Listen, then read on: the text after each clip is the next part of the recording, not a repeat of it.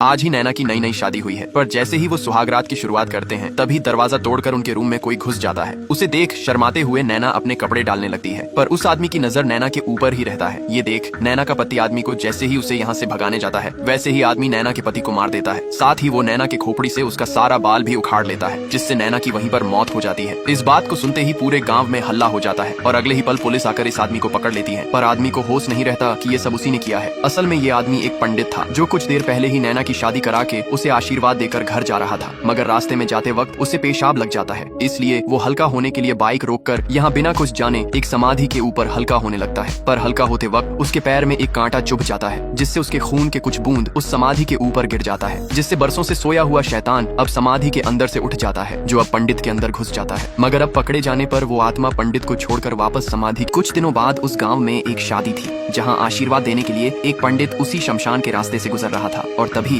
उसे पेशाब लगने पर वो जाकर उसी समाधि के ऊपर हल्का होने लगता है। पर तभी लौटते समय उसके पैरों में कांटा चुभने की वजह से उसके खून के कुछ बूंद समाधि पर गिर जाते हैं, जिससे अंदर दफन उस क्रूर आदमी की कैद हुई आत्मा मुक्त हो जाती है और वो पंडित के अंदर आ जाती है। फिर पंडित गाड़ी को उड़ाते हुए शादी में पहुंचता है और यहाँ आने पर वो सीधा दुल्हन के कमरे में घुसकर दूल्हे को खत्म कर देता है और अजीबो गरीबों की तरह हंसते हुए दुल्हन के सर से उसका बाल समेत खींच लेता है, जिससे दुल्हन की वहीं पर मौत हो जाती है। इस बात को सुनते ही पूरा गाँव में हड़कंप मच जाता है और पुलिस आकर इस पंडित को दोषी समझकर उसे पकड़ लेती है। शादी में आया हुआ सरपंच खाने के बाद जब शगुन में 116 रुपए का दान करता है तो इतने कम पैसे देख सामने वाला सरपंच का नाम लेकर उसे माइक में अनाउंस कर देता है, जिसे सुन वहाँ मौजूद सभी लोग हंसकर सरपंच का मजाक उड़ाने लगते हैं। ये देख सरपंच यहाँ से गुस्सा होकर जाने लगता है, पर तभी रास्ते में उसे पेशाब लगने पर वो ट्रैक्टर रोककर एक समाधि के ऊपर हल्का होने लगता है और तभी लौटते वक्त उसके पैरों में कांटा चुभने पर उसके खून के कुछ बूंद उस समाधि के ऊपर गिर जाते हैं, जिससे समाधि के अंदर सोया हुआ क्रूर आत्मा अब उठकर सरपंच के अंदर घुस जाता है। और तभी सरपंच ट्रैक्टर को उड़ाते हुए सीधा उसी लड़की के पास जाता है जिसकी आज शादी हुई थी, मगर यहाँ सरपंच के अंदर घुसी आत्मा लड़की और उसके पति दोनों को मारकर उन्हें जला देता है। अगली सुबह गांव वाले इकट्ठा होते हैं, जो इस हादसे को देख अब वो सरपंच और पंडित दोनों को एक पेड़ से बांधकर पीटते हैं, पर वो दोनों गांव वालों से बार बार एक ही बात कहते हैं कि उन्होंने ये सब खुद से नहीं किया है, पर गांव वाले उनकी एक भी नहीं सुनते। तभी गांव का एक लड़का सभी गांव वालों को रात में गांव के अंदर बिना सवारी के